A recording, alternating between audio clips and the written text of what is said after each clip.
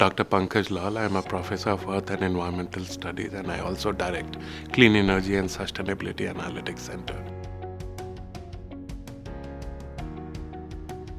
This is not just talking and somebody coming in. These are a mix of all the three, like exposing people or students to energy, renewable energy challenge. Then a group work, that they work in a team.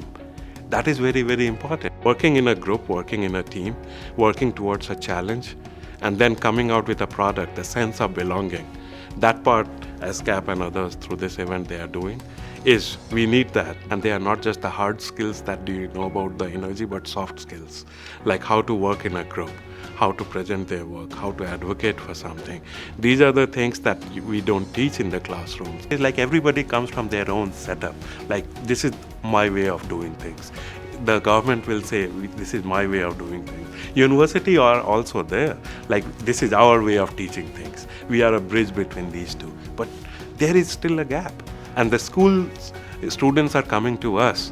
And when they come to us, they are in a way like in the freshman or in the sophomore when we teach, we learn. They are grappling. Education is a mandate beyond the university. Like students, the high school students are the feeder. Like they come into the university, into any university, not just Montclair State. How we can work with them beforehand, how we can work on the challenges of the future in terms of energy, sustainability, and how we can influence them in making right decisions, not just right in terms of learning, but also doing. Action-oriented doing is the way that we like to work with SGAP along with CESAC. But one part that is not being focused right now is the workforce development aspect, that skill development, the curriculum development aspect.